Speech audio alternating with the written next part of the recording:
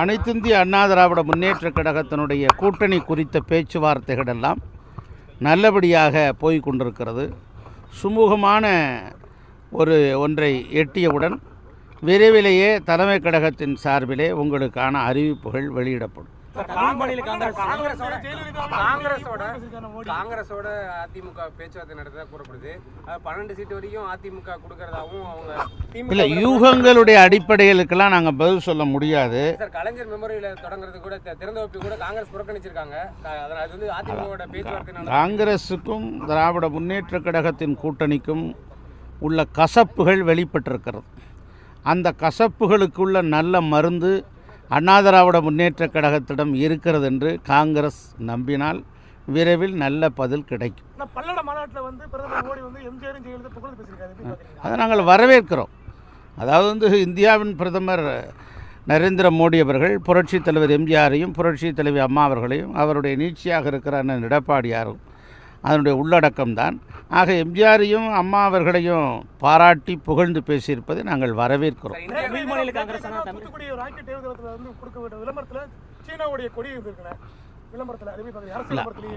அரசு விளம்பரத்தில் இந்தியாவினுடைய கொடிதான் இருக்க வேண்டும். வேற்று நாடுகள் கொடிகள் இருப்பது என்பது ஒரு நல்ல செய்தியாக பார்க்க முடியாது. காங்கிரஸ் கட்சியோட கூட்டணி வைக்கிறது தயார் அப்படிங்கிற நிலைமையில இந்தியா கூட்டணிக்குள்ளார அதிமுக இணையறதுக்கான வாய்ப்பு இருக்காது. இல்லை, இதையெல்லாம் குறித்து இன்னும் ஒரு 2-3 நாட்களுக்குள்ளாக விரைவில் நல்ல பதில் கிடைக்கும். தமிழ் மாநில காங்கிரஸோட கூட்டணி பாஜகவோட கூட்டணி தாக்கத்தை ஏற்படுத்துமானா? தமிழ் மாநில காங்கிரஸ் ஏற்கனவே பாஜகவோடு தான் அவர்களோடு உறவில் தான் இருந்தார்கள்.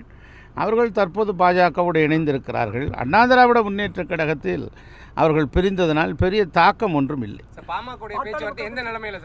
அதாவது இதுக்கெல்லாம் வெளிப்படையாக கருத்துக்களை இன்னும் 2-3 நாட்களுக்குள் நல்ல பதிலை நாங்களே தருவோம். தலைமை கழகத்தின் சார்பிலே அறிவிப்பார்கள்.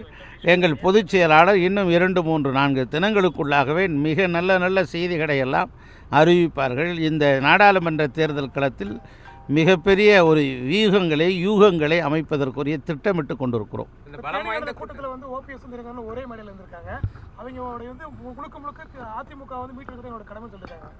அண்ணா திராவிட முன்னேற்ற கழகத்தை அருமை அண்ணன் எடப்பாடியார் மீட்டெடுத்து விட்டார். சார், இப்போ பாஜகவோட இதில் அழைப்பு இல்லை, விருந்தாளிக்கு தான் அழைப்பு தேவை, சொந்த வீட்டில் இருக்கவங்களுக்கு அழைப்பு தேவையில்லைன்னு பண்டூரி ராமச்சந்திரன் சொல்லியிருக்காரு. அவங்க பாஜக புறக்கணிச்சதையும் அவங்க இப்படி இதாக சொல்லியிருக்காங்க. அதை எப்படி பார்க்குறீங்க? இல்லை, அவர்களுக்கு வேறு வழியே இல்லை. கடைசி வாய்ப்பு பாஜகவோடு இணைவது தான். அங்கவும் சில சிக்கல்கள் இருப்பதாகத்தான் தகவல்கள் வந்திருக்கிறது. நன்றி.